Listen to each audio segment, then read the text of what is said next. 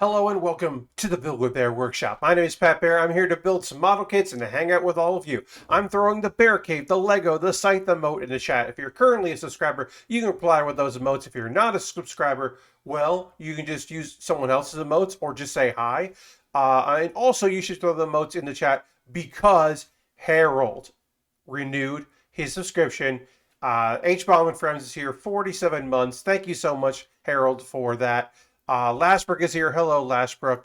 Happy to have both of you here. Hoping a few more friends decide to join us tonight. If not, that's okay. You know, maybe that we won't see them for a little bit. It is October. We are going to be building model kits and hanging out. That is the old plan tonight. So I hope everyone's doing well. I hope people are going to slowly trickle in and get ready for a fun night of model kit building and. Uh, Probably not as like I don't know. I think Saturday got a little like introspective in a way I wasn't prepared for because I'm never prepared for that. But I mean, if it comes up, it comes up. I think will be cool because I know that what I want to talk about is a little lighter. I'll say this right off the bat. I don't know. I don't know anything about the slime. There's a slime gate. There's a TV show that is very popular the world around that I don't know anything about other than it's probably not for me. Maybe it's fucking fantastic. I mean, it seems to be the thing that people are real psyched about. I know that tweets about it are doing well. Just because I retweeted someone's tweet about it, about how the creator of Slime Game um, has been trying to sell that show for over 10 years and how some people are like, "Oh, that's termination," and it's like, no, you got to make your own shit because people aren't gonna make it for you, um, because they don't know, they don't trust. So you got to figure out ways to make your own shit, which is I retweeted that, and then that tweet is done well, and it's in my mentions. I had nothing to do with it. Uh, but anyway, that's really neither here nor there. I hope everyone's doing good out there on the old internet. I'm doing all right. I had an okay Monday. Um, we're in later in the night. We will talk about a spooky anime show, and then a show that is not spooky. I watched a spooky anime and a not spooky anime, and both involve monsters, but it's about how the monsters are used in it. Um, and one of them I really liked, and the other I'm never watching another episode of because it was too spooky. Also, I tweeted about that, how I was like, I'm not watching this show because it's spooky. And people were like, oh, I thought that was a bit because the character Pat Bear, ring announcer to the stars, League of Heels, doesn't like spooky stuff. And hey, Dirty, welcome. And that's because Pat Bear, the man, the person communicating with you, does not like spooky things. I don't like horror at all. Um, I only kind of like horror in relation to when it is a comedy. When you're playing with like zombie movies, not my thing. Shaun of the Dead, very fucking good. Really like Shaun of the Dead because it's a comedy that uses the world of zombies. Because like that is cool. Because you might be thinking, well, Pat, you seem to really like nice skeletons in anime, which is true. There are various shows that feature a skeleton man that I'm just like, that's my favorite character. The Skeleton Man and Sleepy Princess, I love that dude. Uh, just great character. But that's because it's a comedy, and then there's a comedy skeleton. Um, I'm not interested in uh, other things like that. House Two funny movie with a zombie. Yes. Uh, no, but I mean that's the thing. I want what about horror that's unintentionally funny, like Blair Witch Project? No. Unintentionally funny means they were trying to be scary, and maybe they do a bad job at it, but they're trying to be scary, and I'm not interested in that. Um, I once got, I will say, tricked. It wasn't tricked. Someone I know made a horror movie and cast a bunch of comedians in it, like people I'm friends with. So I was like, oh, I bet this is funny. and I didn't read anything about it. I was just like, oh, it features all of my friends who are comedians. It was just a horror movie that he just cast a bunch of comedians in the role. And it was about like 45 minutes in that I realized this is not a comedy. Oh no. It wasn't particularly scary because it wasn't well made, which is why I'm not saying what it was. But it was weird to be like, why would you hire all these comedy people? Like, I understand hiring a comedy person. Why would you hire all comedy people? Maybe they didn't do it for much money because they were comedians. That's probably what it was. I think about that now. John Ratzenberger as a swashbuckling plumber. Yes, I mean that sounds great, right? But yeah, so that's my general take on horror or scary stuff. Is it has to be a comedy first that's using the genre to be a comedy, but like Chucky, many Chucky movies are funny. But I don't think I want to watch those. I watched the first one too young, and but also probably too old to be actually as scary as it was. But I was just like, nope, no, no, no, no, no, no. So those are movies that use humor, and that's cool for them. But I'm that's just not my bag. So later, when I talk about two anime that are new, when I talk about Mieruko-chan and The Vampire Dies in No Time, one of those is a horror slice of life, and the other is a comedy about a vampire and a vampire hunter who are unlikely partners. I'm legit that is a real anime. Unlikely partners of a vampire and a vampire hunter, and also a pet armadillo named John. And it's pretty all right. And then also there's a horror slice of life. Also, horror slice of life sounds like something that I would like because I like slice of life. I didn't. But we'll talk about that more. Um, it is important in all media, in all things, particularly media, I should say. Uh, it is okay to say, that's very good. No, thank you. And that is one of the shows we'll be talking about tonight. Was a show that I was like, this is well made. This look is interesting. I just don't want to watch any more of it. That's cool. Lord Crashton's here. Hello, Lord Crashton. Okay, we got enough friends at the table. That was intentional. To get going here. So I'm just gonna retweet my tweet. Or yeah, this is a thing that's happening now. I don't like it. Uh, retweets make on mobile. Retweets make the original images look fuzzy to me, and I don't know if that's to other people. I have not investigated on another. I'll have to look, but yeah, I don't like that. I don't like those retweets. Anyway, I gotta get into model kit building because anime's not movies.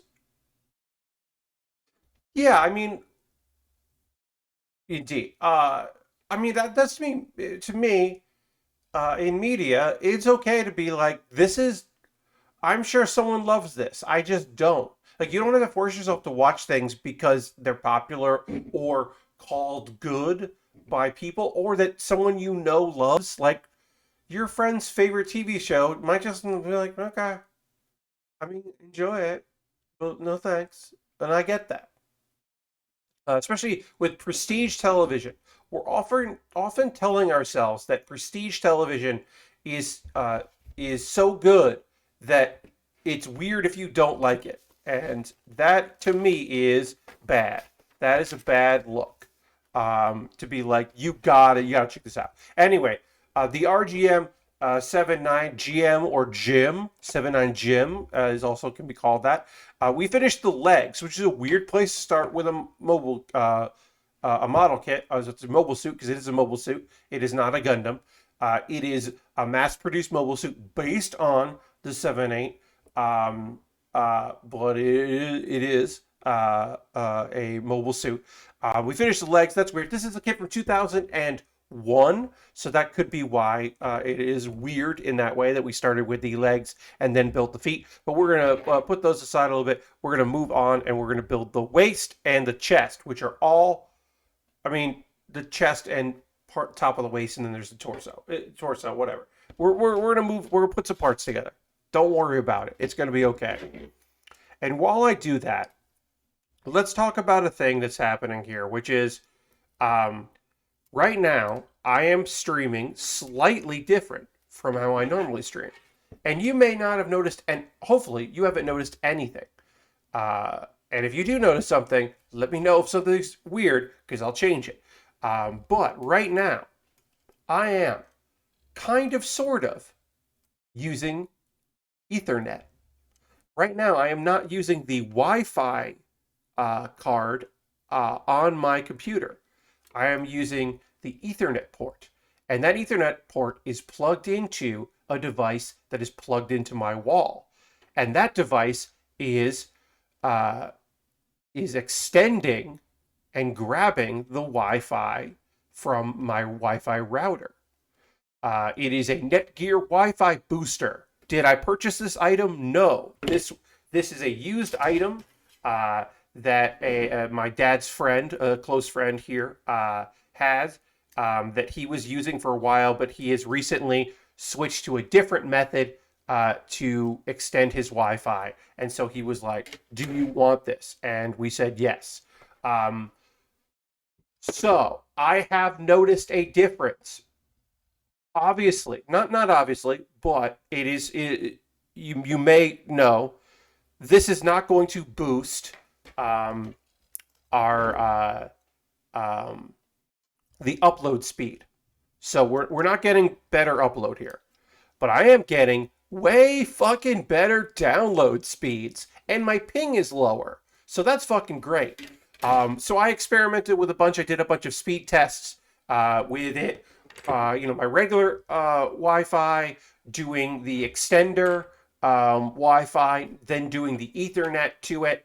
And it appears the best version of this is that I am using my Ethernet port to the device, and then that is working with, the router.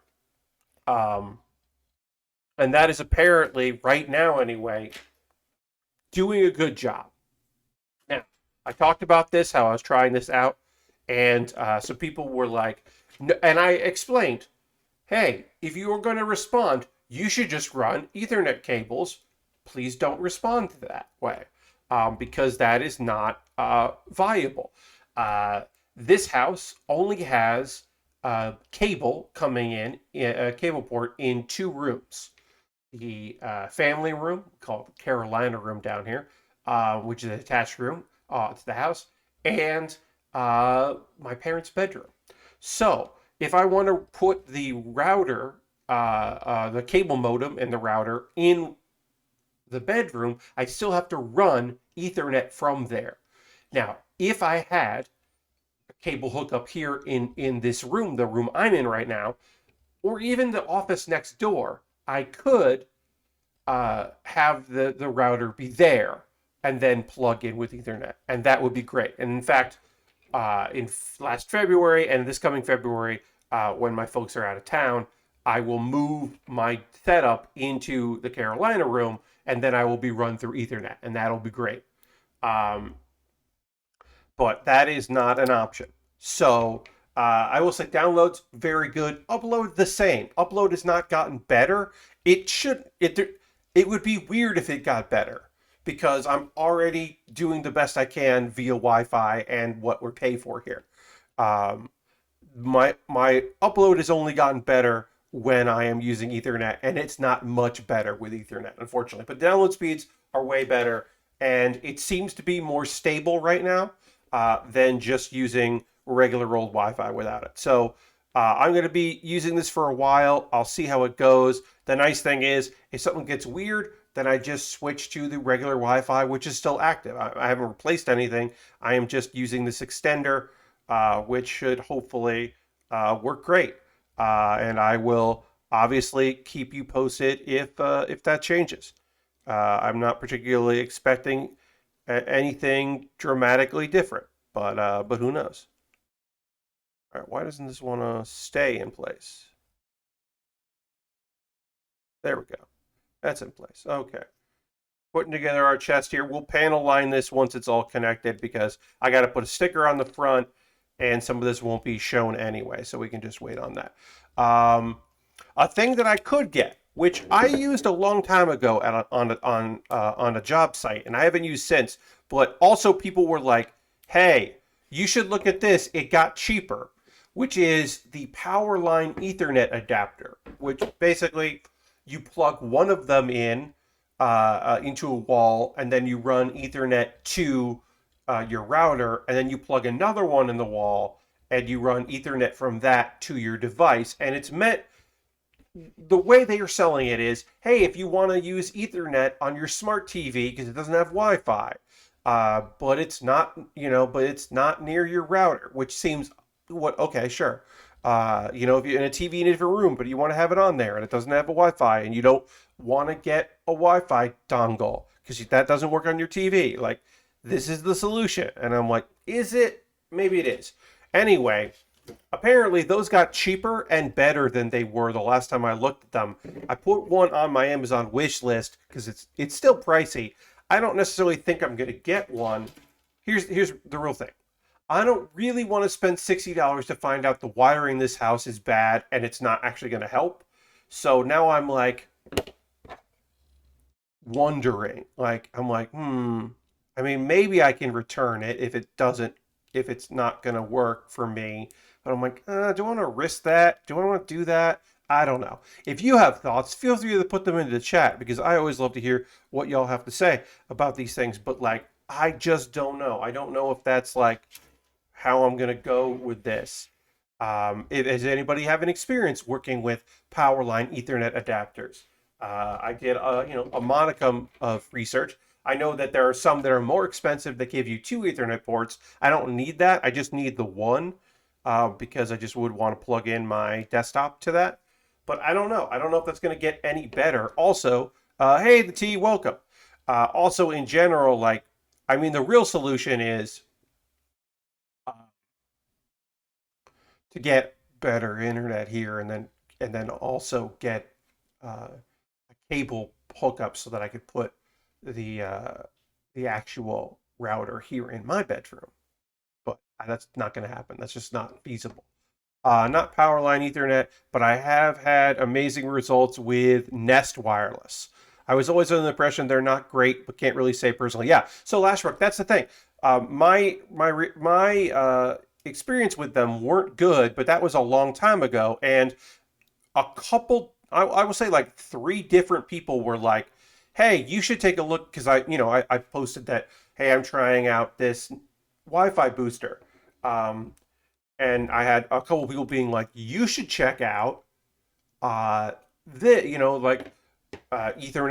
over power line, because it's surprisingly good. And I was like, that is surprising because you were the first people that ever said that. So, like I said, $60 is too much for me to find out if my wiring is good or if it's going to work out. But it was an interesting thing to think about.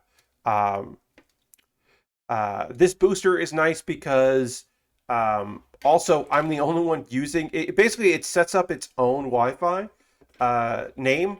And I'm the only one using it because everybody else is just on the regular Wi-Fi, which is nice. That is nice to have. So I don't know. I don't know if this is going to be long term. This is the way to go. It is kind of nice because my Wi-Fi card is fine, but I'm not oh, I need to use it. If I don't use my Wi-Fi card, what am I even doing? I'm not thinking that. So I'm actually going to panel line these before I put them in, just because they're small and nothing's really going to show up on them anyway, because it's just a little bit of the gold/yellow, but I'll hit them anyway. All right, we got to get into the meat. Okay, look, we had the potatoes. Now it's time to get into the meat. I'm going to Philadelphia in December. I'm going on a trip, a convention trip. The dates have been announced. Badges have not gone on sale. Panels have, people aren't able to apply for panels right now. But I'm going to PAX Unplugged in December. It's the 10th, 11th, and 12th. I will be arriving there on the 9th, which is a Thursday. and then I will be doing. I'll be there on Friday for the con, on Saturday for the con, and I'm going to come back on Sunday. Good luck with that. Thank you, Harold. Appreciate that. Um, I got very inexpensive flight, South Carolina to Philadelphia. Not bad at all. Local airport, very easy to get to. Very short flight. Let me look at the time on the flight there. Don't love American Airlines particularly, but taking American Airlines because that's flight an hour and 40-minute flight. So no time at all. Get up there, have a snack, just get comfortable, get ready to land, basically. So perfect. So I'll be doing that, going up to Philly, look, I'm going to submit 2 panels. I assume both will get on. I also am going to make myself available to be a guest on people's panels if people want to reach out. If I'm good, be on that panel. If people want me to be on their panels, I will certainly do that. My hope is that they will be live streams so folks can watch those streams. If they can't be live streamed, then I will record them and put them up. Harold says, I'm still not ready for a con. PAX East is still doubtful for me. Totally understand, Harold. Also, PAX East is doubtful for me because I don't think I can afford to go to PAX East next year. So that is a doubtful for me, but that is mostly a cost thing. Also, that's going to be a way bigger con. Unplugged is a fairly small con. There's always, even when they weren't trying to do the right thing, and as far vis-a-vis like what people need and all that, it still was plenty of room. So I'm feeling pretty okay about that. And hopefully by December I will have a booster. Hopefully that I mean, I can't guarantee that right now, but I'm hoping my folks are going to get their booster this week. I'm hoping that soon I will be eligible to get a booster, and I'll have that. That would be nice. I can't tell you for sure that's going to happen, but that is the thing that I would like. And yeah, I mean, I kind of talked about this before. I do miss cons. I miss performing. I miss being around people. Will all my friends be there? No. Will all the people I expect to be there actually there? No. Will it still be a very good time? I think so. I mean, there will still be some people that I'd like to see.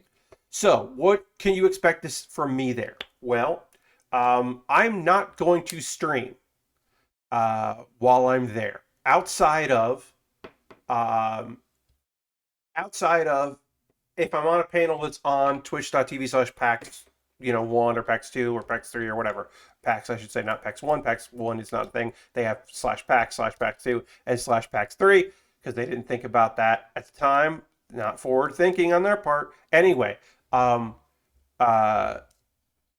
would sometimes you've known that I have done streams while I'm there. I will not be doing that this time. I might do a hangout stream on Thursday when I get up there, but it would be a hangout stream. It would be like me talking about the travel and getting ready and kind of promoting my panels. It wouldn't be a build stream. I am not going to do a build stream. And that's just my deal. It's a lot of work to do that stuff as well. And I am I'm treating this like a vacation. And 2, I'm treating this like a stressful job. Because I know that my nerves are going to be frazzled because I'm going to go to an airport. And that is the thing that I am most like, oh, I'll go to a fucking airport. Oh God, I'll go to an airport. Performing in front of people, I'm going to feel a little weird about that. The usual, are people going to come? I'm going to feel even more about that because of it being a convention. And also PAX Unplugged it's not as much of a panel convention as other PAXs, because people are there to play games, and also people use it as a chance to like reunite with their tabletop crews. So it's never like the huge number. And I also don't know if I'm going to have like a big draw of names. I just don't know. Harold would like me to ring the bell using the 1,000 channel points, so here you go. There's that bell. Thank you for doing that. But yeah, I'm gonna do panels. I'm gonna hang out. Like I said, I might do a hangout stream. I'm gonna try to play some games. Lord Crashington would also like me to ring the bell, so I'm gonna ring the bell right there. Good night, Harold. Thanks for stopping in. Appreciate it. Thank you for renewing your subscription, of course. Appreciate that as well. And I'll talk to you soon, my friend. Um, I need 22 and 24. So we'll do that. So I've been thinking about it a lot about like, Pat, what kind of panels are you going to do? And honestly, I think I'm going to do the panel I was joking about not wanting to do.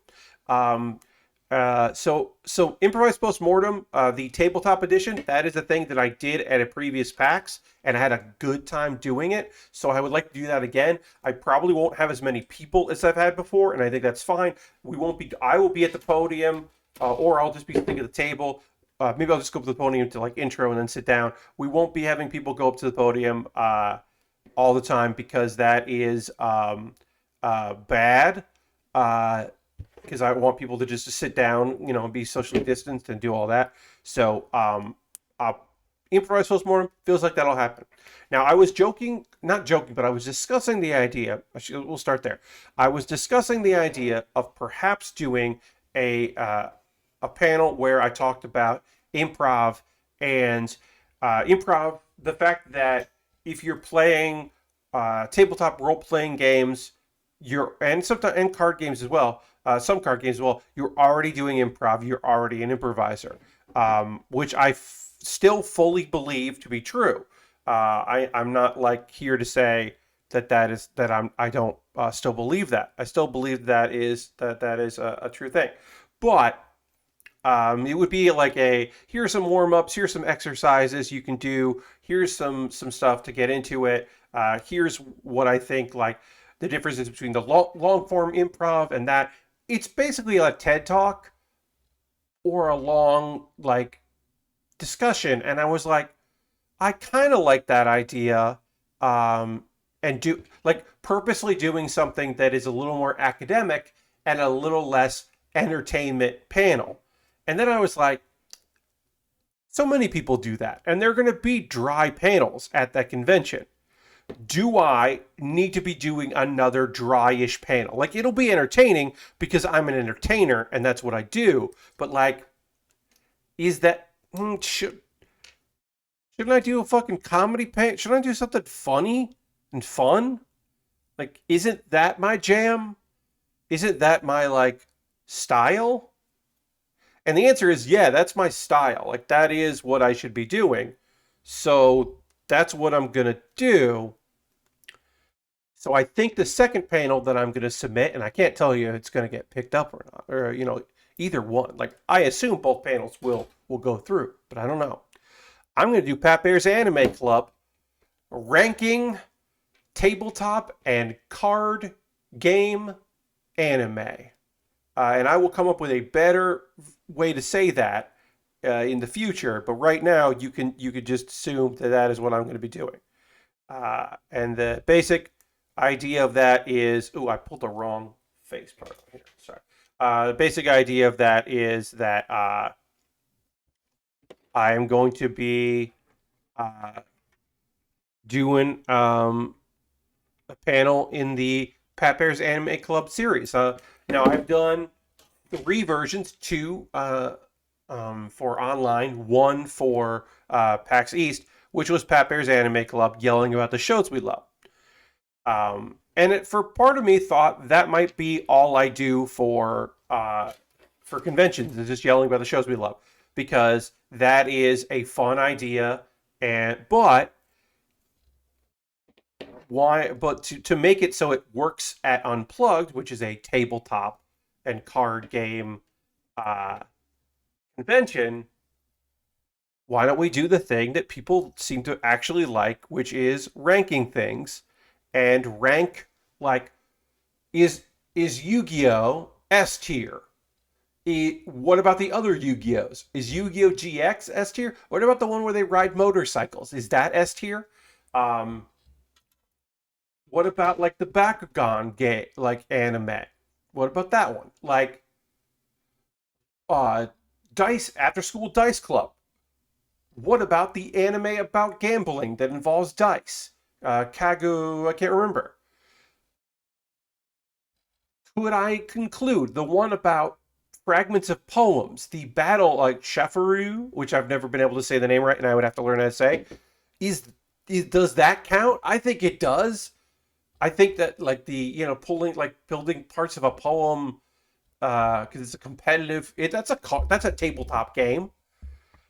So I'm gonna rank those, and I don't know if I'll have a guest or not because I don't know who's going that would be a good guest for that. It would be somebody that knows a lot about anime or someone knows a lot about card games and tabletop games. So that's the plan. I'm gonna rank a bunch of those using like tier maker, and then also like talk about them. So I'll have like, hey, here's the here's the list. Also, let's talk about these things. Like, um, so those are going to be the two panels that I do, which I think will be pretty good. I think that'll be pretty fun. And then I'll also make myself available if somebody wants to put me on a panel. If somebody's out there and it's just like, we would love to have somebody on do a fun thing. We're doing this fun thing. We'd like to have somebody on there. So I like make myself available to be a guest on a panel. Um, but I have wanted to do different versions of Pat Bear's Anime Club, like what could be the live versions of that. Um, I've wanted to do Pat Bear's Anime Club. These shows didn't make us gay, but they didn't hurt, or whatever. But or the shows we loved before we knew we were queer is the other title for that, which is just an exploration of and like anime that was important and you didn't realize that at the time that you were just like for your queer identity. That is a show. That is a panel that I would like to do at some point at a convention, probably a convention that is queer focused. And could we just do that with yelling about the shows we love? Sure, but I kind of like yelling about the shows we love to just be a general panel, and then having other specific ones as well. I don't know. This feels neat. It feels like a thing I could do. Like I could have a bunch of different versions of Pat Bear's Anime Club that I could put out there. Just like the individual episodes of Pat Bear's Anime Club that I do every other Monday are always a different topic, or at least a return to a topic. Um, so yeah, that's kind of where I'm at with that. I gotta come up with a better name. Yes, because I don't know exactly how to say it, but it's Pat Bear's Anime Club, and it's ranking. Like I know it's that part. I know there's ranking. It's ranking the tabletop and card game anime. I think maybe that's what it is.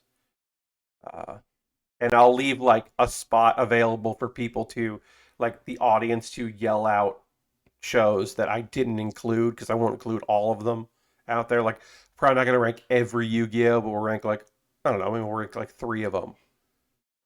Because they're probably more than that, but the important ones. Uh, but yeah, there's a few card games out there. Like, should I rank Hunter x Hunter because Greed Island is technically a card based battler? Maybe we could include Hunter x Hunter, the Greed Island arc. Like I don't know, maybe it's a whole arc. It's a pretty long arc. So like maybe I can include that. Uh, and it's pretty good. Uh, I don't think you mentioned it, but does Beyblade count? Last work, I don't know if Beyblade counts. That's a thing I'd have to think about. Maybe it does. I don't know. I don't know if I can include Beyblade. Um, and then T says, to throw one out you won't know, there are several anime based on a Japanese card game I like called Battle Spirits. I have not watched, but I have heard of Battle Spirits. Um, and Battle Spirits would definitely be a thing that I would have to include because that seems to be a thing that people really seem to like. Um, and like Pokemon doesn't count because there is a Pokemon card game, but the anime isn't about playing the card game because that's the thing that has to happen is it has to be an anime where you play them. Like Cardcaptor Sakura is not a card game anime. Uh, or a tabletop anime. Yu-Gi-Oh! Is a card game anime. After School Dice Club is a card game anime. Um, so, yeah. But yes, I don't know if Beyblade counts. I want to say Beyblade doesn't count. Because I don't think Beyblade is a tabletop game. So I don't think so. Like, Gundam Build Fighters, to me, wouldn't count. Uh, Now, if there was an anime about like the strategy of moving things, uh, it's a game you can play on top of a table. You're not wrong, but to me, I don't know. To me, Beyblade doesn't fit in there. Uh, Maybe I'm wrong. I don't know. Here's the thing: if I look up, oh yes, Go 100% counts. Go definitely counts. That is a tabletop game.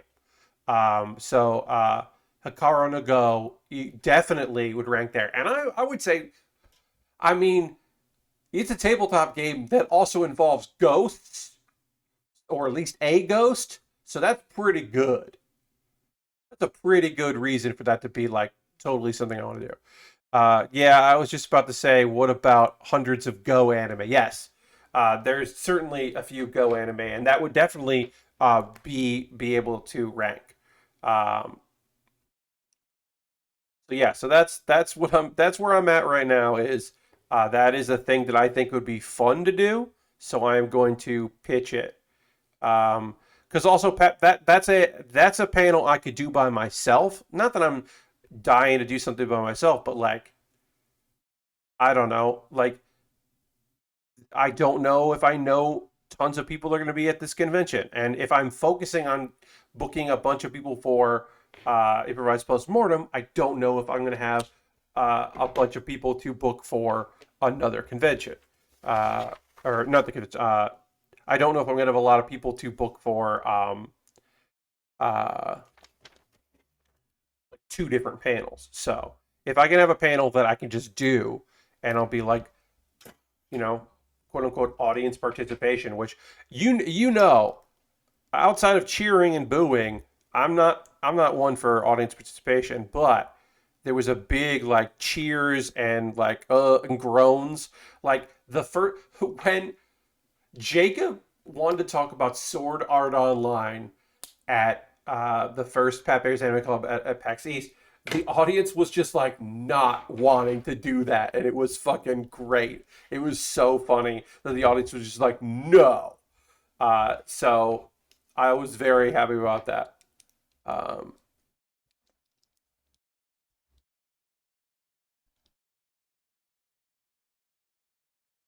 so yeah, so I would definitely have some audience participation, but I might have like a mic that you can come up to argue your thing if I have like ranked a show poorly and you're like, no, you don't understand.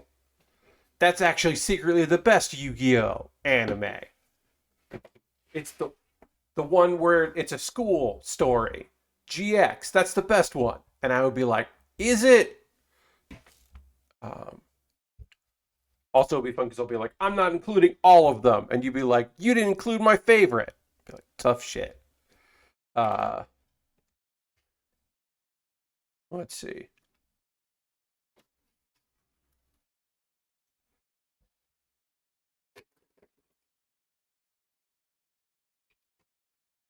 Okay. So we did one arm. Now we're just going to do the entire other arm. Nothing else to say there. But yeah. Uh, I think I like looked up like best card anime. 10 best anime based on a trading card. Here we go. CBR listed. Uh, Battle Spirits, of course. They include Alkasu, yes, Ikasu, which seems to be young ladies playing cards, uh, which contain dresses and accessories worn by famous idols. Fashion and dress up, but there is trading cards. Card Fight Vanguard, which looks like Yu-Gi-Oh! Light. Duel Masters. How can I forget about Duel Masters? Uh, Bakugan Battle Brawlers, which I knew about. Um, Selector Infected, Infected. Wisosk. I don't know. Wixoss. Uh, in the card game existed before the anime. This one listed Cardcaptor Sakura, which I do not list. That does not feel right to me. I know cards are important, but that is not. Uh, that does not feel right. Jafaru, yep. XZ Ignition. Yes, that's a short-lived trading card anime. Yeah, and of course Yu-Gi-Oh. That was just CBR, and they're not great. Uh, Are there Mahjong anime? I read a few issues of a manga and I did not really like it, but uh, yeah, I believe there's definitely Mahjong manga. I don't know if it's ever been adapted into an anime, but there probably is. I don't know, but yeah, I want to look at a bunch of lists and see what people are saying out there about that. Put it out on Twitter like, hey, what's your favorite trading card, like card game, or because the thing, like, I think trading card game is fine, but like I said, I'm not going to put Cardcaptor Sakura on that list because that to me is just like there are cards in it. But then if I'm going to put maybe I have to put Cardcaptor Sakura on there because if I'm gonna put the Greed Island part of Hunter x Hunter, that is that's it's similar. They're not using a table to duel. I guess in English it's called After School Dice Club. Oh yes. Sorry. Uh, yes. After School Dice Club. Yes. No. The T. I didn't see your first message there. Yes. After School Dice Club. After School Dice Club is the reason why Pat Bear's Anime Club is a panel at PAX to begin with. Because I was at PAX Unplugged doing improvised postmortem and had kind of casually mentioned that, like, I was just like, whatever, I can do whatever I want in this show. I can even plug an anime. Um, and then during improvised postmortem, I was like, hey, did you know there's an anime about how tabletop games are great? It's called After School Dice Club. It's on Hulu and Funimation. You should watch it. And people were like, Pat, are you just doing Pat Bear's Anime Club? And I was like, no, I'm still doing improvised postmortem.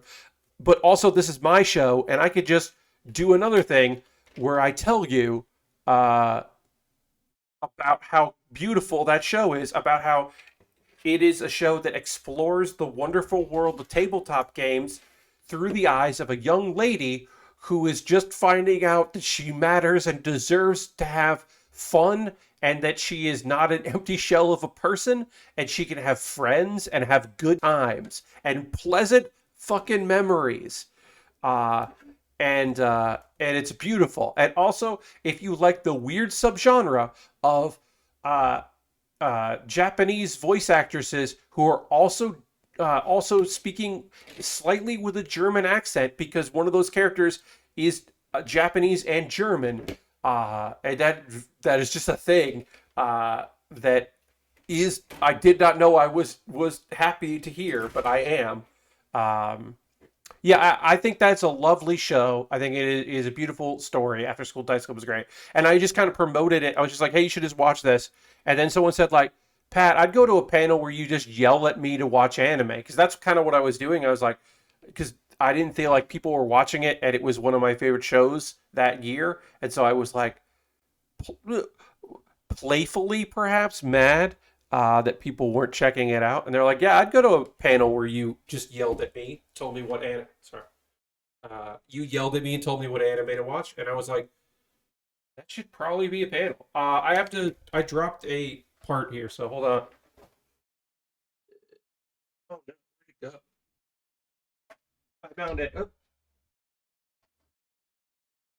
I found it. Yeah, I only read a few chapters of manga. I didn't really like it, but I like the idea in theory. So I really liked it. I would say, give the anime a chance. Maybe it being, in motion and seeing them play the games would appeal to you more than just reading it. I don't know, but I really liked that anime, and um, it was fun to just kind of yell about it. And then I was like, oh yeah, I should just do a panel where me and guests yell at the audience about anime. The premise being, these are the shows that we're tired of telling you you should watch because our friends, and then reading like 6 months later a tweet from someone who's just like, hey, why didn't anyone tell me that? I don't know an example of that I've been yelling about that people I want people to watch. I don't know. Non. Why didn't anyone tell me that Non Biori is like a less zany Azumanga Daioh? And I'm like, I said that exact thing. Shut up. You should have watched this months ago when I was talking about it. When the third season was out, and I was like, this is adorable. Why isn't anyone watching this? So that is kind of like uh, that was the reason to do yelling about the shows we love, which was the idea that I wanted to literally, have an outlet for that. And it should it have been a panel that I did years ago, and it's somewhat foolish that I just waited this long to do. I mean, yeah. I should have probably pitched an anime panel a long time ago, and it is slightly foolish that I didn't, but whatever. It's fine. I eventually did. Uh, but yeah, so that's right now is kind of what I'm thinking of as far as uh, like convention stuff. And then, like I said, if I get asked to be on some panels, I will be on other people's panels, and I will be happy to do that because it's nice to be invited to things. It's nice when people are like, "Hey, be on our thing. We're doing this panel." As long as I fit in. And then also, I'm gonna eat cheesesteaks. I'm gonna eat cheesesteaks. I'm gonna hang out. Uh, I'm gonna try to see some friends. Will I play some games? Some tabletop and card games? Yeah, I'll probably play some tabletop and card games. Um, yeah, I mean, will I try not to be overly like freaked out about air travel and being around any number of people? I'm gonna do my damnedest to be like cooler, cool and collected, calm, cool, collected. That's honestly part of the reason why I'm coming in on a Thursday is so that I don't have to immediately get off the plane and go to the convention. I can like check into my Airbnb, relax, veg at or hotel room. That part is still up for conversation, whatever. But like chill out, decompress, relax, um, uh, and then like the next day go. And also go and get a cheesesteak on that Thursday, not that Friday, because the weekend is already going to be busier at um, in that area anyway. Um, and then maybe I'll do a thing I've never done. I've only been to PAX Unplugged twice. I've never actually eaten in Chinatown except for the place I know to go and get cheesesteaks. I've never had Chinese food in Chinatown, in the Philadelphia Chinatown, and I would definitely want to do that. I think that is it's kind of silly that I haven't done that, so I want to go and do that too, because I think that would be cool. Um, I went to one place, but yeah, it was Thai. I went for Thai food while I was there. Excellent Thai place. Um, but yeah, have not done the actual factual Chinese food in that Chinatown. So would want to do that. But yeah, I mean that's just like here's the real thing, the real honest actual thing. Like, do I want to perform for people? Am I been longing for that? Have I been waiting for that? Has it been weird? Like, the fact that my PAX online panels have been live, or haven't been live, they've been pre-recorded, so that's not the same thing. Also, I'm excited to have something to look forward to. Like, yeah, maybe I'll get a little freaked out about the air travel as we get closer, but like, I don't know. I really do want to have something. I didn't have anything for the rest of the year. Like, lined up and ready to be psyched about. And now I do have that, and that is incredible. It feels really good to be like, I'm going to a thing in a few months. I'm gonna go to a thing, and I'm gonna like see a couple people I want to see, and I'm gonna like do some stuff and play some games and hang out, and that just fucking sounds great to me. It sounds really great. So pretty excited about it. Hopefully it'll all work out and be great. All right, we finished our arms. We will take a pause for the cause in a bit, but I guess we'll work on the waist here. So I'm pretty glad that, because I think we're definitely going to finish this here. And I think we'll get started on the Neko Busou Treasure Ship. Fan says, I'm glad you're excited. Well, thank you, Fan. I appreciate that.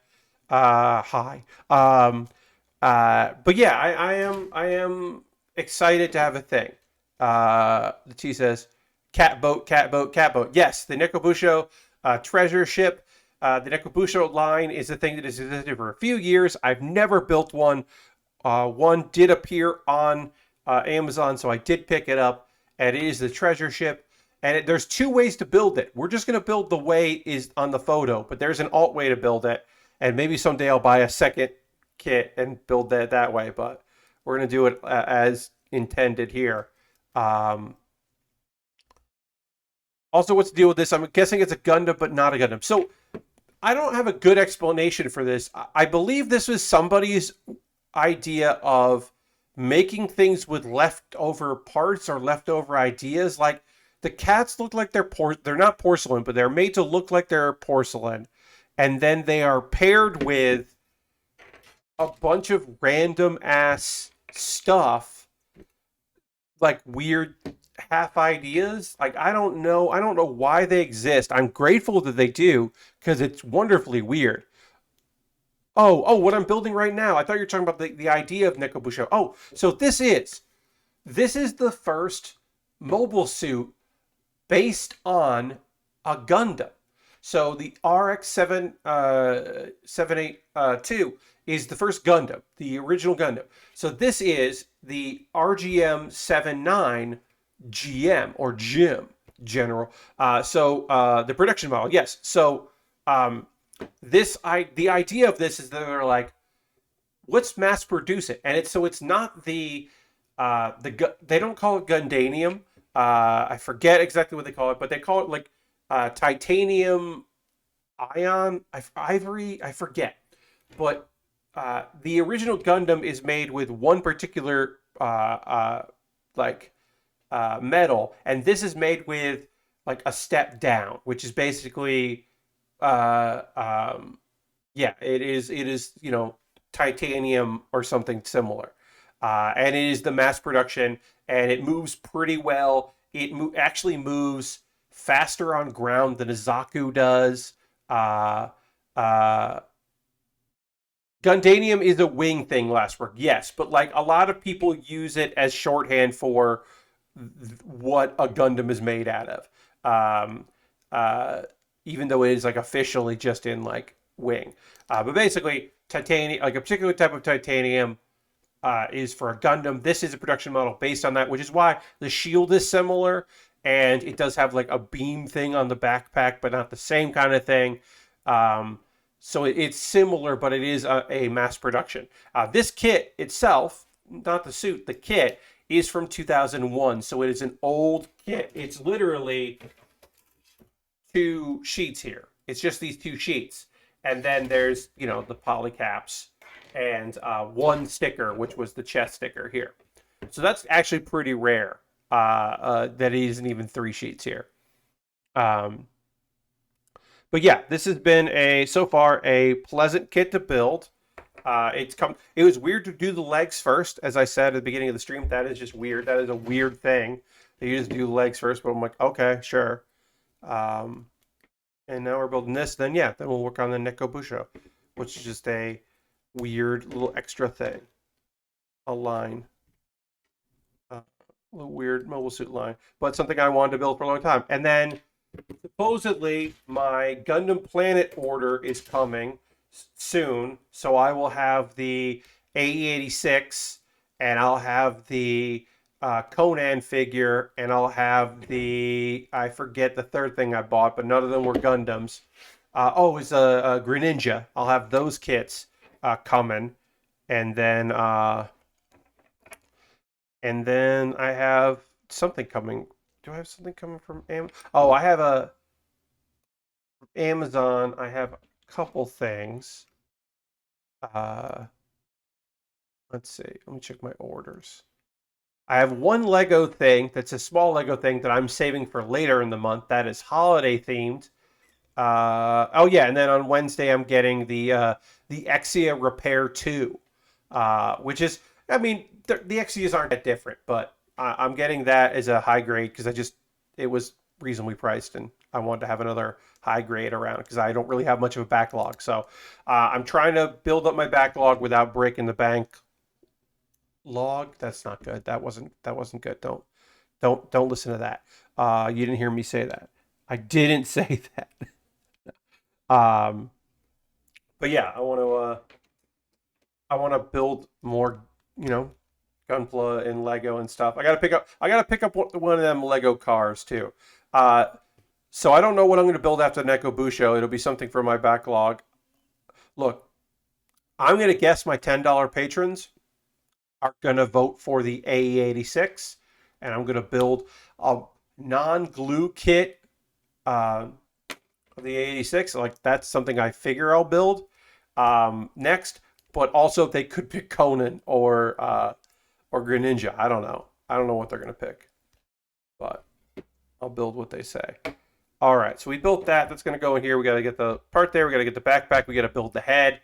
Only the head is 3 pieces. That's so few pieces for it. That we are definitely almost done with this. We got the shield where the beam saber goes. The gun. Got a few more things to build, but right now what's going to happen is we're taking a pause for the cause.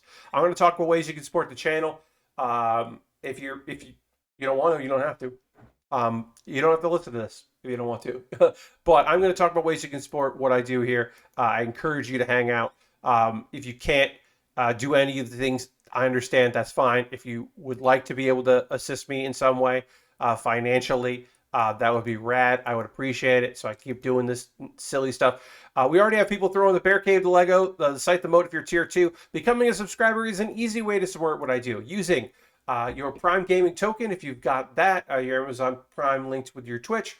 Cash money, always appreciated.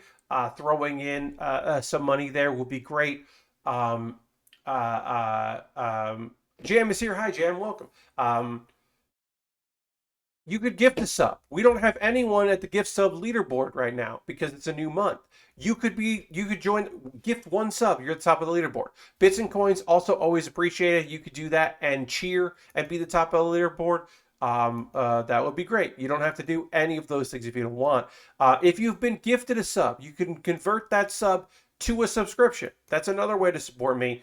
And then you don't have to pay until your subscription is ended. So if you were like, oh yeah, someone gifted me a sub, I'll just make that my thing. I'll just pay for that. That would be great. I would love that.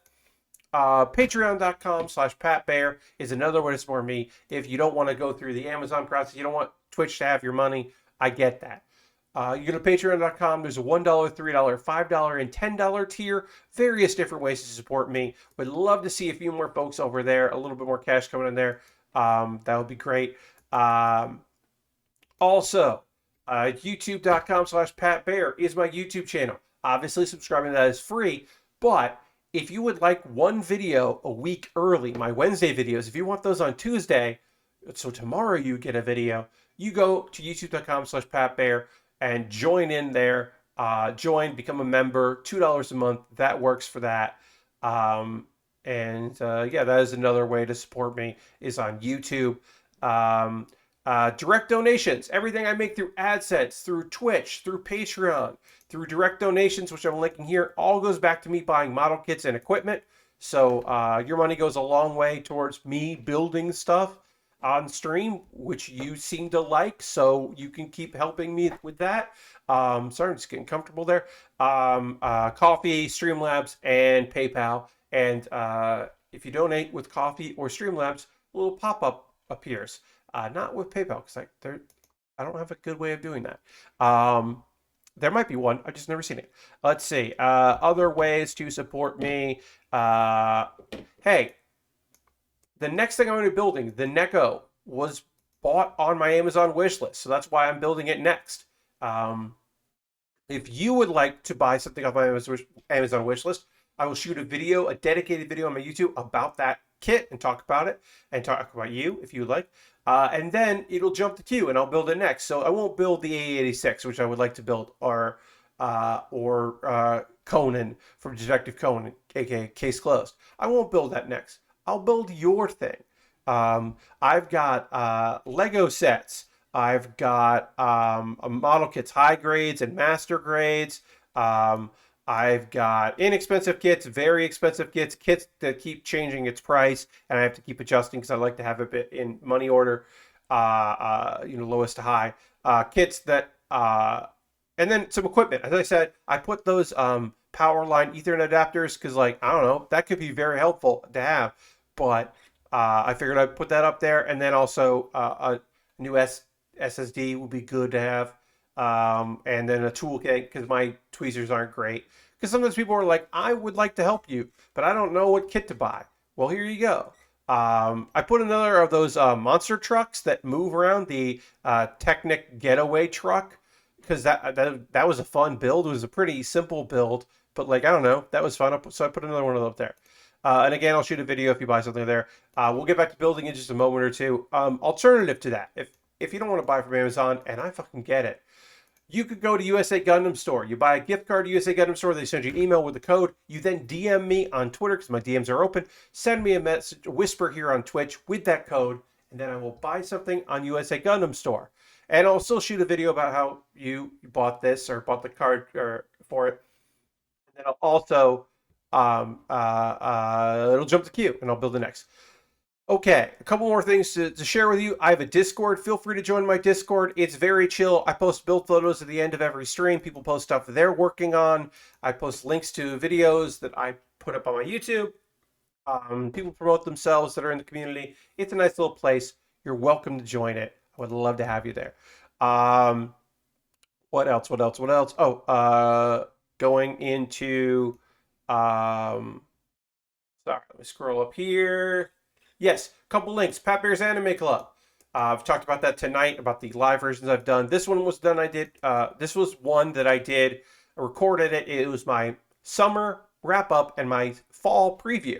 So it's anime. It's me talking for 2 hours about anime, stuff I was excited about that's now just coming out, that started coming out on Friday, and will for the next few weeks debut, and then also what I liked last season. So check that out if you're curious.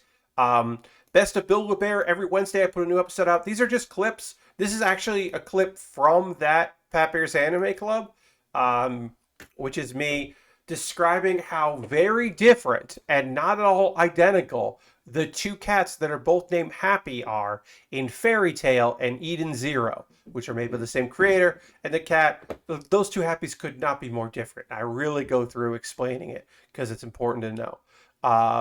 And then we're going to talk about some anime. I'm going to get back to building. I'm going to drink a little water. And we'll talk about 2 anime shows. And then we'll talk about some manga. Because that is a thing that happens here, is to talk about anime and manga. We'll start with the anime.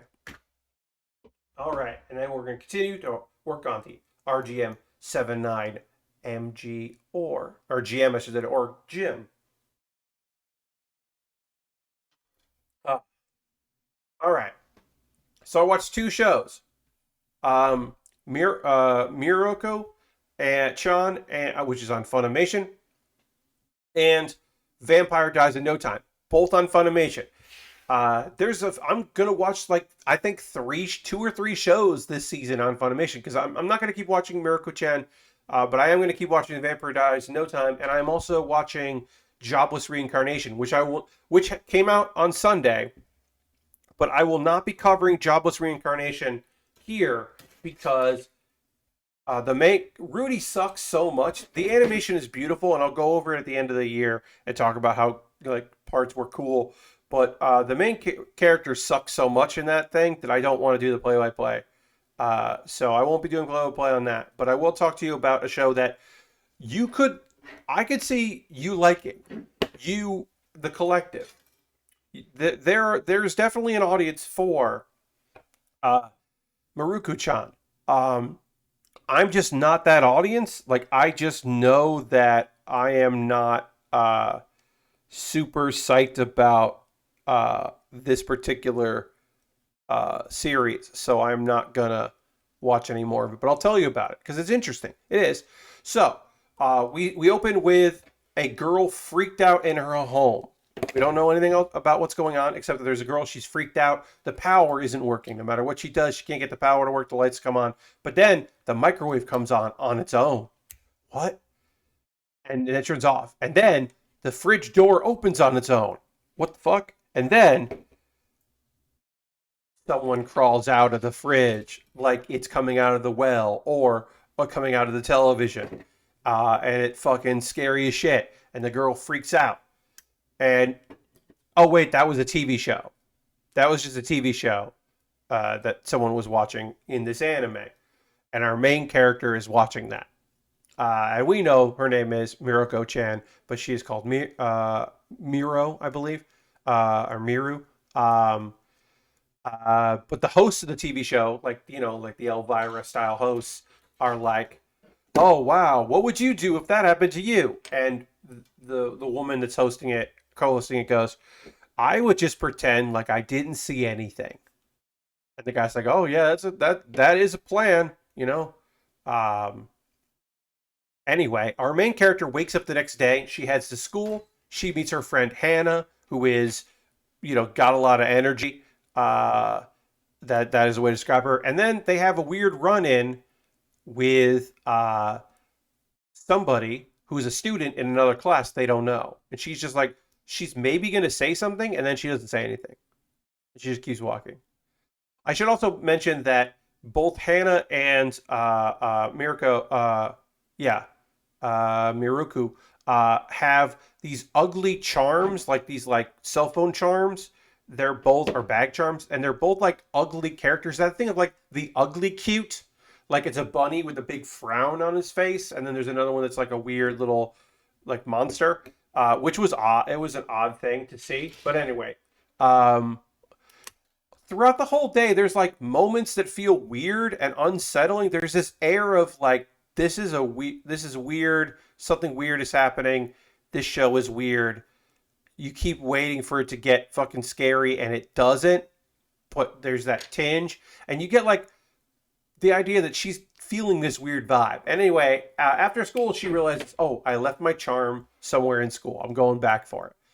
And then there's this like, you see her like reach underneath the teacher's desk to get it, and there's a shot from her in the back, and you're like, oh, what's going to happen when the camera pans around? And when the camera pans around, a shadow runs behind her in the hallway, and she feels weird about that. And then she's like, oh, I'm caught in the rain, and she's texting with her friend Hannah.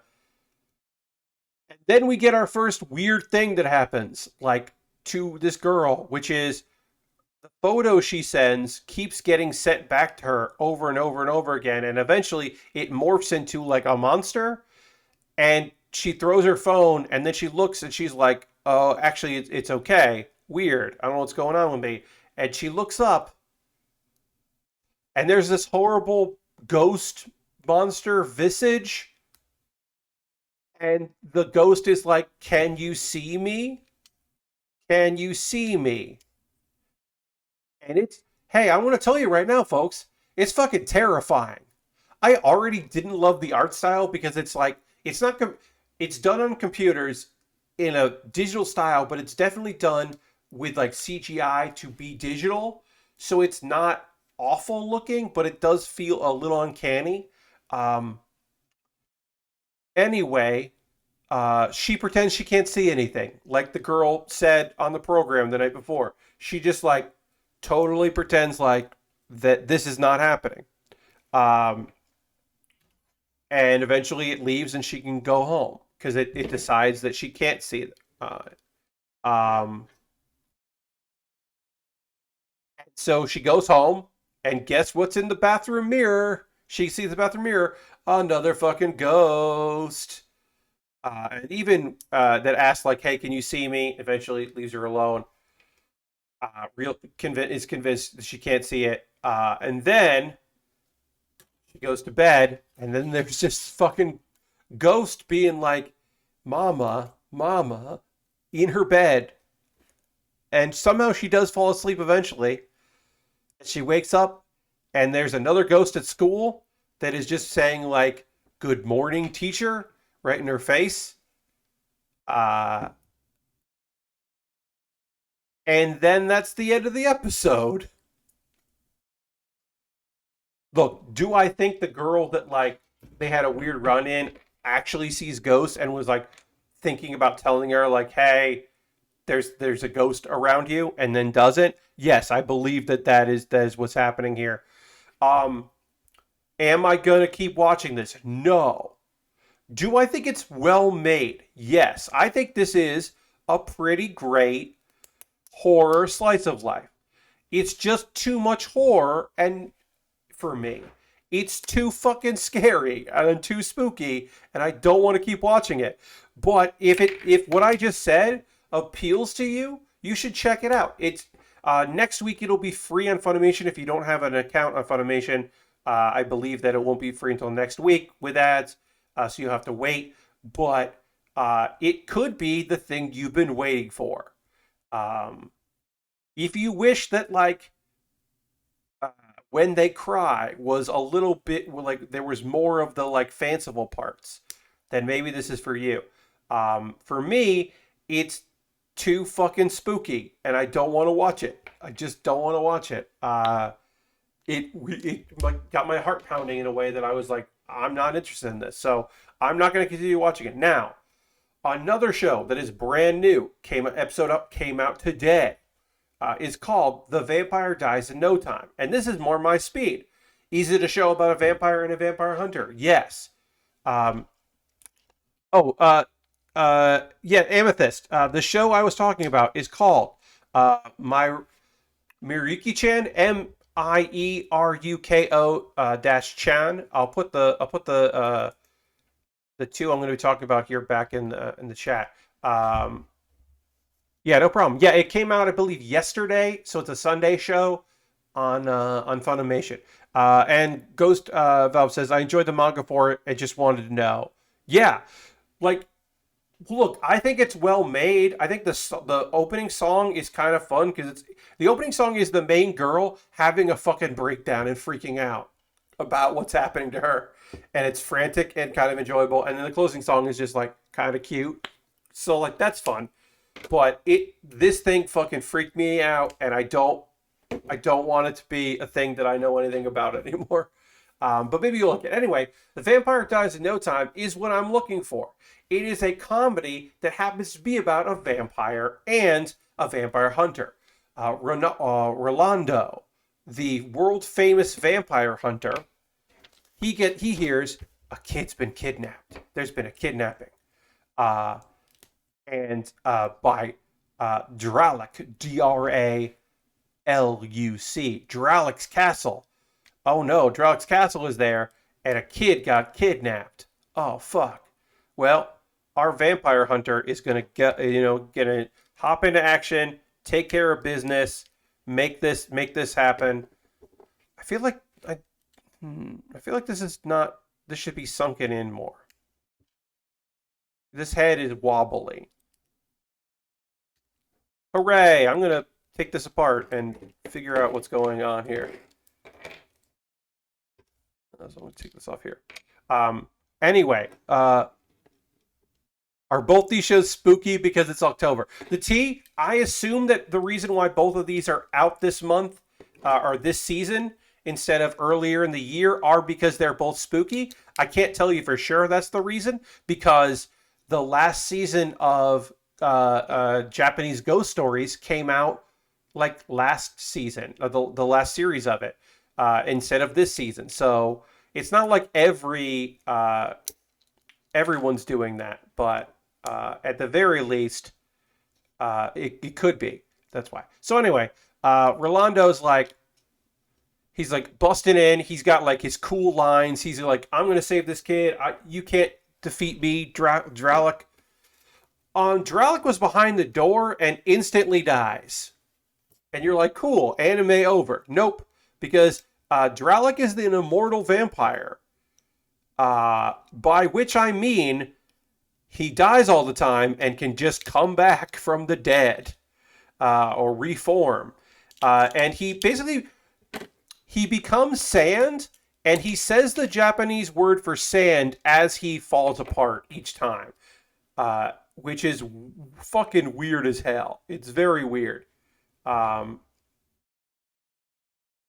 right, is this... Did I put this on too high, or is this head is just really wobbly? I think maybe this head is just real wobbly. Yeah, because that doesn't go any lower. Huh. Sorry, I'm taking this apart because I was like, what's happening here? But anyway, the kid wasn't kidnapped. Everything's fucking fine. You know why this kid is like this? Because Dralik has a bunch of video game systems, and this kid was like, I want to hang out here. And then he stayed too long, and he's like, I can't go home. My mom will yell at me. And then the vampire is like, no, man, your mom will be happy that you're safe. It'll be fine. And he's like, you don't know my mom. Which I think is like, yeah, we don't know your mom, kid. You're not wrong. Anyway, there's a lot of dumb hijinks that happen here where, like, Dralik keeps getting, like, really hurt. His own traps are used against him constantly. And then eventually, his castle gets destroyed. And it is pretty much John's fault. But anyway, John is like, all right, well, I didn't defeat him, but no problem. I'll go back to my office for my vampire hunting office. Because apparently that's a thing in this show. All right, I think this head is just... It doesn't look like it in the photo, but it's just up high. And we're just going to go with that. And maybe I fucked it up, but whatever. We're just going to put it on like that. And that's fine. I don't care. I don't care enough. In this photo, it does not look like it is up this high. But I don't know what I don't know how I could possibly have done that wrong. So anyway, we're just going to move on. Maybe the photo is wrong. All right, let's build the shield and the gun. I don't think we're going to get the Neko. We'll get to start the Neko Busou. We'll get something together, but we got to build all the accessories for this kit first. Okay, so Dralik is there at his office, and he's just like, yeah, you fucking didn't... You destroyed my castle. What do you want from me? I'm going to hang out here. I'm here with my essentials, like his coffin and his video game consoles, and an armadillo, a little chubby armadillo named John. And it's great because he's just like, I'm here with John, and we're gonna like take care of it. And I love it because a lot of this show's humor comes from something ridiculous happening, and then Rolando who just yelling about it, like responding to it. And in this one, he responds basically being like, are you okay? I'll protect John with everything in my being. Are you okay, John? If you're not doing all right, you know, like, tell me and I will always help you. And it's just like I love that immediately he is like, I'm not happy with being here, but I think John is great and I don't want to yell at John, which is also my response, was just like, oh, cool. Must protect John at all costs. John the armadillo is the best. Even like makes a little noise and waves when they leave because, yeah, are you okay, Johnny? Yes. Because they have to go on a mission. Dralik is now Rolando's assistant by accident / on purpose, ? Because it's easier to say that than to explain what's happening, which is there's a dude who is trying to become a vampire, and he's going to maybe bite the neck of the girl that he's working with, but also we find out later that she was like, you know, you gotta like figure out what you want to do, and like she was letting him down easy. Anyway, they kind of like try to talk to him like, hey, you don't want to be a vampire. Look at this fucking guy. This guy's a vampire. You don't want to be this. And eventually, yeah, they just kind of like let him down, and so they do solve the case, which is fun. They do help technically. Um, the thing I really like about Dralik is it's not that he's a nice vampire who like is misunderstood. He is trying to be an evil kick-ass vampire, like a good like progenitor, like lord vampire. He's just really bad at it. He's just like not good at being scary at all, or like effective in any way, shape, or form. He just sucks, and I love that he sucks. Like that is the thing. He's just like not a scary vampire, and he's gonna end up helping a vampire uh like hunter, and that is like very silly in a way that I'm really into. So yeah, that is um the vampire dies in no time, and I'm going to keep watching that. That is a no-brainer for me that is going to be a show that I am checking out on the regular weekly. I don't know what else I'm going to watch this season. I know that is definitely a thing that I'm going to be checking out quite a bit because I really enjoyed the first episode. So I'll be watching more of that. We're going to jump over to me talking about manga right now because there's always stuff in the world of manga that I've been reading. I got a few things. I know I'm going to be reading later, but right now I want to talk to you about three things. Unnamed Memory, that person later on, and Mercenary Enrollment, which is not a manga. It's a manhwa. It is South Korean, so it's all colored, and uh, and pretty fun. There's some funny bits about that, so we will talk about that as well. Okay, we'll start with Unnamed Memory. This is a slice of life where it is definitely leading to some action that's coming, but it's also a slice of life. Here's the premise of Unnamed Memory.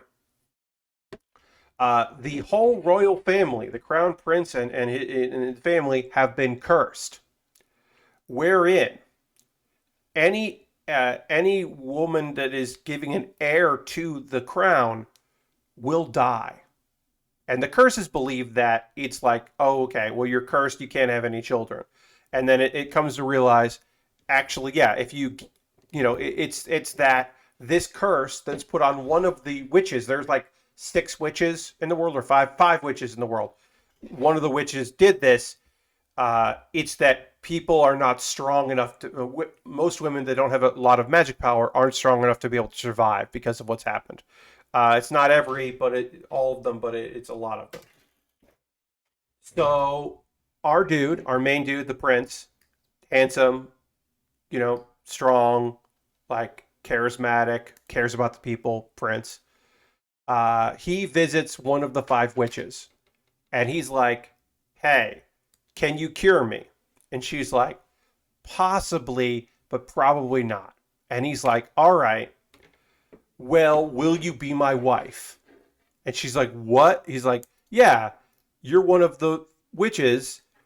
You seem nice, and I know you're strong, you're attractive. You could survive having my child." And she's just like, "That's not a good joke." He's like, "I'm being serious. Why don't you come hang out with me for like a few months? Stay with me for a few months, learn about me, learn about the world, consider it a vacation, see if this is something you would want to do." So she's like, "I mean, all right, fine." Uh,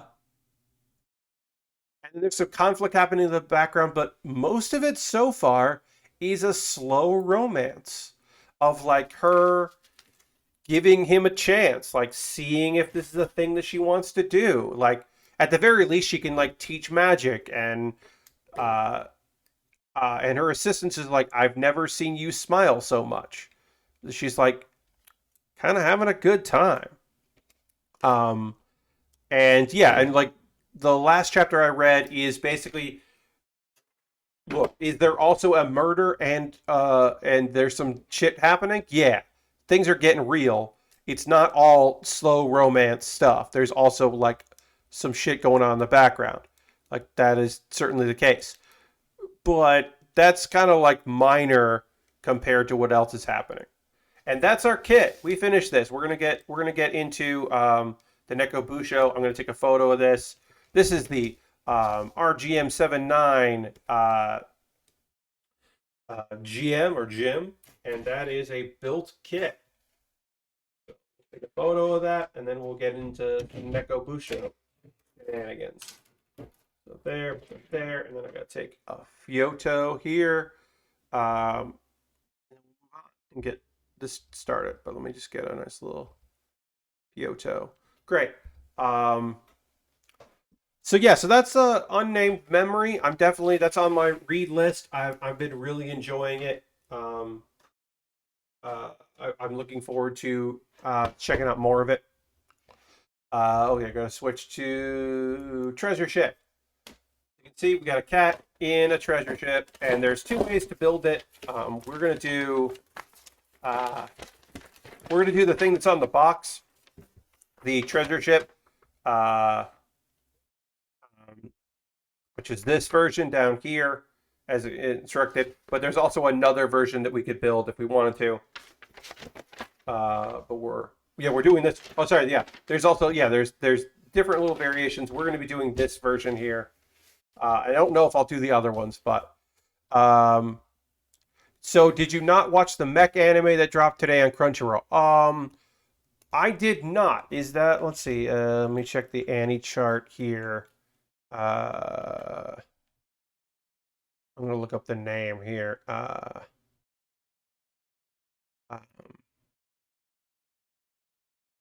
Airing. That was today, so that was. I didn't watch The Fruit of Evolution. An isekai I'm not watching? Yeah, because I did not enjoy the manga at all. And I stopped reading it like almost immediately. I did not watch AIM Warrior at the Borderline. That is not a show that I watched. That didn't look good at all. It is a mech series. It is who's putting that out? That is a Bandai Sunrise joint. Yeah, that just looked not good. I didn't like how the trailer looked. I don't really like the characters. I don't really particularly love the mech design, so I did not watch that. There are like 4 mech shows out this season, or there's at least 3, because there's that one. There's the father and daughter underground in robots, like exploring, and then there's the 3 people in school who also command robots, and there might be a 4th one. Seeing that Naruto's 19 years old fucking killed me. Well, Lord Crashington, there are Naruto viewers who also are feeling real bad right now, and for a different reason, which I won't get into because of spoilers. But there's some people real bummed out. There's some real long time Boruto watchers feeling it too. But yes, I agree. That's weird. All right, so let me get all these Neko Busou parts out while I talk about that person later on. That person later on is a your typical dude just trying his best out there, becoming a strong person, doing stuff. He is incredibly strong, became accidentally incredibly strong. This is an overpowered main character series that just so happens to be just unbelievably overpowered main character. All right, so this is labeled. There's E and D. I'm going to try to line these up right. F2, F1. I'll have these on the shelving thing later, but right now I'm just kind of like getting these together here. There's B. Other F1 and F2. 3 F1s. 4 F1s. Okay. C. A and B. Okay. I got this all lined up here. I don't know what this is. I have no idea what this thing is. This is the cat carrier. Here's our cat carrier. And here's our cat. There's a line there like there'd be movement. There isn't any movement.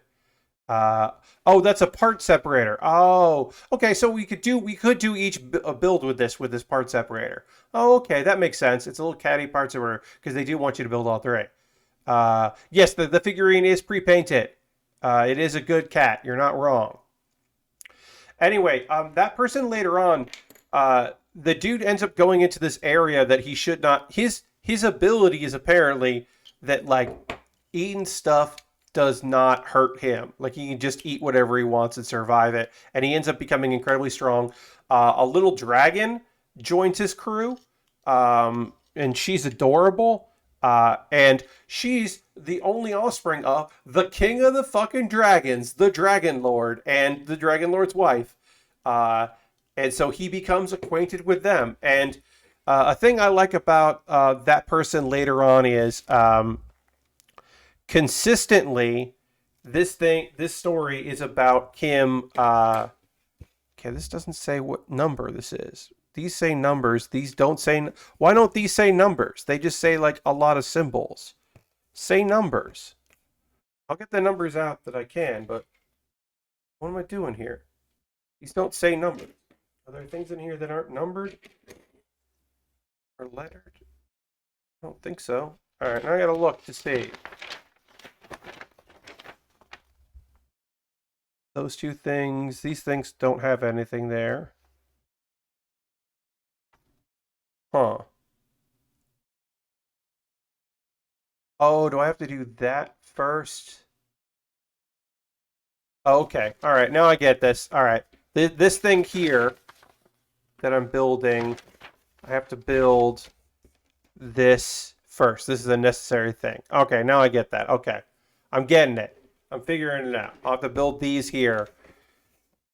These are like struts that I use for that, and they're repeated, I think. Okay. I now think I understand what this wants from me. Oh, and then I'll put these pieces on here. Anyway, a thing that's fun is, so the basic premise of this story is this dude, he and his childhood friend, they were like, she's like, I'm going off to train. I have to go because I am like the saint or whatever. And he's like, okay, well, I'm going to get really strong. And then when you come back, we'll get married. And she's like, yeah, okay. And he's like, been waiting for her, and he knows that someday she'll come back. And she comes back, and it's announced that the hero is engaged to her. Now, he doesn't hear it from her. He doesn't talk to her. But he's like, oh, it's over. And he's like, I can't face her until I have done something in my life. I'm strong enough to face her. I need to do something. And then he kind of gets it as like, I need to have like a lot of friends or companions, or like, I don't know. Someone jokingly once told me that I should build a harem. And then like, so he's like, I guess that's what I'm going to do. I'm going to go out and build myself a harem. And he's joking, it seems like. But he does go off and, you know, that is the thing that he says. So he kind of starts to build one. There's like an elf that he almost saves, or the elf that he like saves their village, and then he's just like kind of admits to having feelings, and she's like not ready to follow him or go with him. So he's like, yeah, I get it. So he leaves, and then she's like, shit, I should have followed him, huh? So she's like trying to find him, and then there's like a girl that he like heals at a brothel, and she's like, I can't, you know, like I don't deserve you, and he's just like, no, you're great, like it's not that at all, and then she's like, she's ready to go and follow him, and then she doesn't realize that that her boss and her family are like, we got to get you out of town, and she's like, what happened? He doesn't know that? You didn't tell him? And they were like, oh, we didn't think to tell him that, which is like, that's rude. You should have told him. So now those two girls are traveling together to find our main dude, which is kind of fun. Um, and so yeah, so he's just going on quests, and then like meanwhile he's just leaving hearts along the way, uh, slowly building his harem, without realizing it, including the fact that the dragon that's following him, eventually she's going to be able to turn into a human form. So she is definitely in love with him. She just can't be human, but her parents could be human. Uh, and there's a really nice scene where like they're like trying to save the town, and the king of the dragon shows up, and he's just like, you can ask me for help. We're friends, right?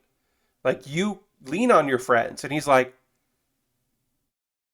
yeah, I should be doing that, huh? Thank you.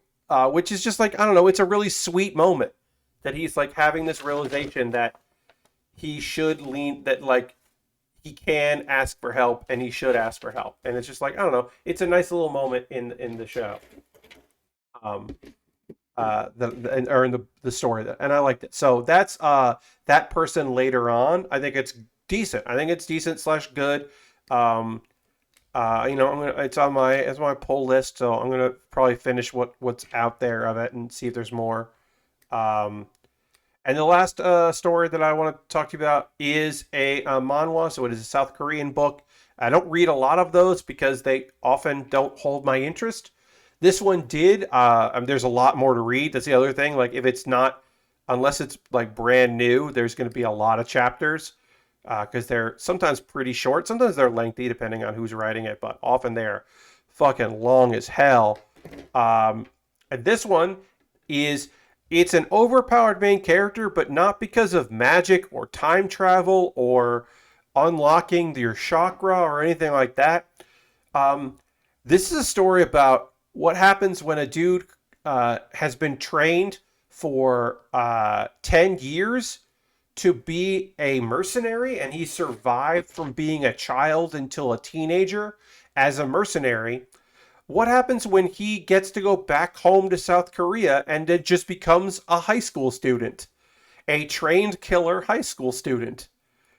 So he's overpowered because he's not a stupid punk.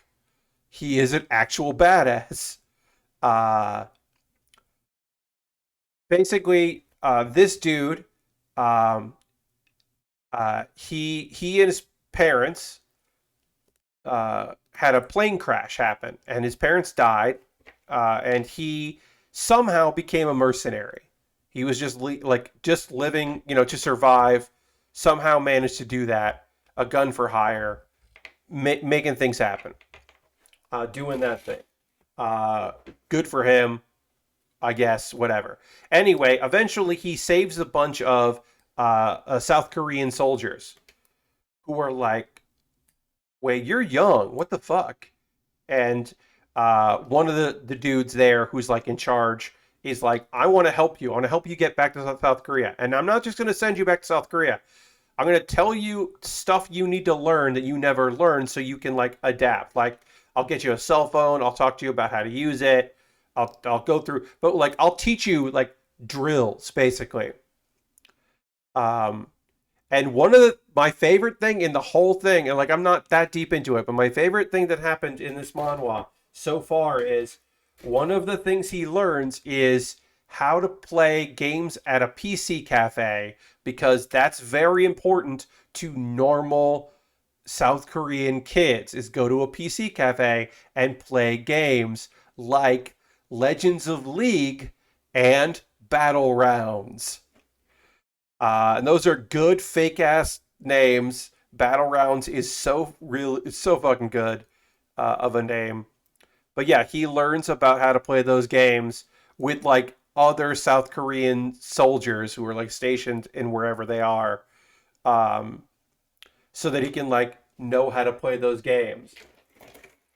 Um, Also, his younger sister, who he has very little memories of, she's staying with her and their grandpa, and he's like most of these like power fantasy overpowered main character books, be it Japanese, Chinese, or South Korean, are just like power fantasies, and this is a power fantasy about like what if you were like a badass high school senior? Like what if you just kicked ass? But also, there's a lot of sweet moments in it because a lot of it is just like him eating with his grandpa. Like his grandpa buys him a phone, even though he already has one. But his grandpa's just like, "Well, I got it, and then I put my number and your sister's number in, so you could always call us if you need us." And he's just like, he's basically like, I'm not sure if I'm gonna do this right. I don't know if I've been able to do the right thing with your sister. And he's just like, oh, I'm so happy, and she's happy. It's like we got a home. Like it's sweet. There's some sweetness to it.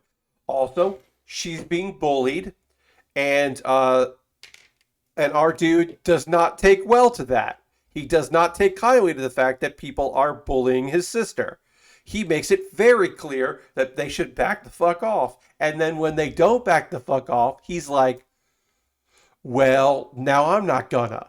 Straight up to the point where, because of course their parents, the woman and then the brother of the woman that are harassing her, of course they have to like go to their parents, who of course he's a congressman, um, and then some dudes get involved who are like, I can't believe we have to go beat up a high school kid. Like, what are we even doing here? And then they're like, wait, why is this guy fucking fearless and strong? And how is this teen kicking our ass? And so basically, they're just like, hey, literally, they go, your son fucked with the wrong person. And it's just like, yeah, it's still a power fantasy, but it also is fucking great. It's very cool. I'm super into it. I'm gonna keep reading it. There's a lot because it is a manhwa, and so there's just gonna be so much of it.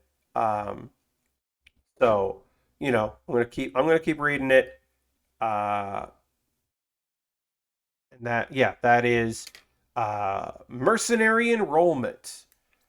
And yeah, I thought it was pretty good. All right, right now I'm just doing these like connectors because I'm gonna need them.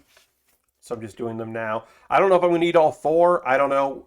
Like I said, I don't know if I'm gonna do all of these, but I am gonna do some of these. Because yeah, like I said, I don't know. I don't quite know. But I am gonna I'm gonna do the one that's on the cover, and then I'll make the decision from there if I'm gonna do more of them. But we'll do this here. We'll do a few more of these connectors, and then we'll go hang out, raid another stream. What are y'all watching? Anybody watching anything that you're like, oh, Pat, I can't wait to tell you about this cool thing that I'm doing. This cool show that I'm watching, or this book that I'm reading, or this manga that I'm reading. Like, let me know if you're into anything right now. If there's anything that's really striking your fancy, let me know, because I would love to hear what you're into. I don't have anything right now that I'm like super into at the moment. I'm reading some stuff. Dirty says started watching Robotech on Funimation. Hell yeah, enjoy that. A lot of Robotech on Funimation right now, which rules. Yeah, I'm like, what am I? Got back into DS9. This is Lashbrook saying, and finally saw the origin of the Riker beard removal GIF. Yes. Yep, indeed. Yeah, let's see. I'm watching anything? I mean, I'm watching the new season of Taskmaster, which is good. It's solid season of Taskmaster. So I'm enjoying it so far.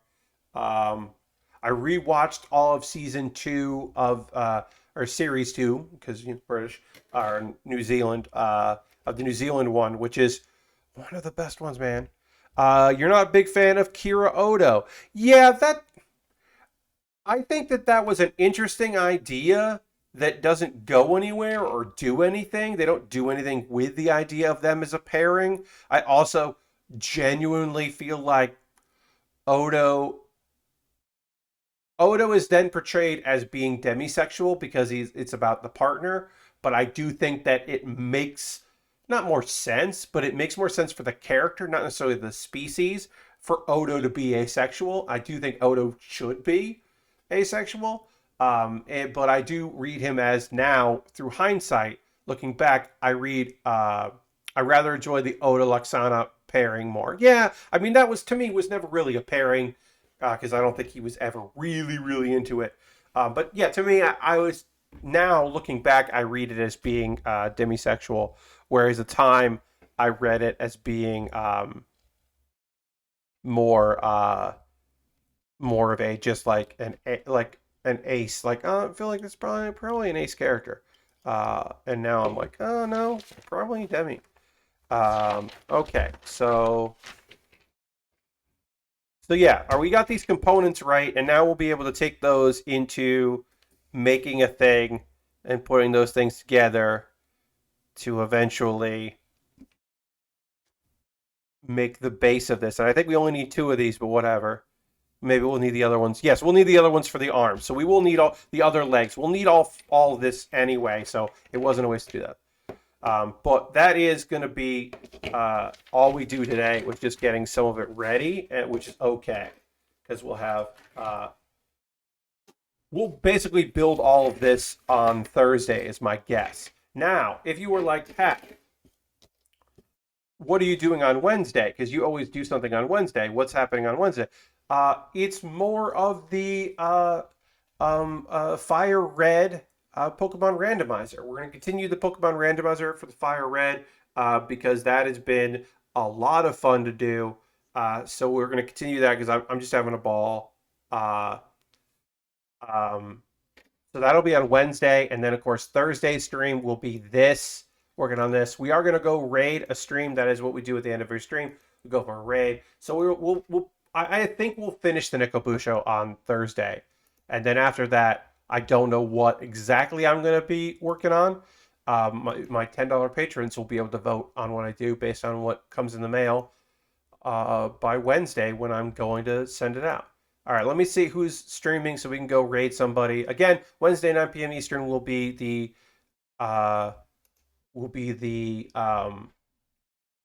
Pokemon Fire Red randomizer. So check that out. They're gonna finish. We are gonna go raid Mary Kish, who's playing Kenna, Bridge of Spirits, which I don't know much about, but we're gonna just go give her a raid because Mary rules, and I have not raided her in a while. So we'll go give her a raid. I think Lord Crashton is already there. Just think I saw his name there. So yeah, we'll give Mary a raid. Mary rules, so feel free to come along in this raid. I don't know anything about the game she's playing, although it looks cool. So we'll go check out her stream. I'll be back on Wednesday playing some Pokemon randomized, and then on Thursday working actually on this Neko Busou. Thanks for being here. I hope to see you again. I hope you have a great rest of your night. I'll see you in the next stream. Bye, everybody. Goodbye, goodbye, goodbye, goodbye, goodbye, goodbye, goodbye.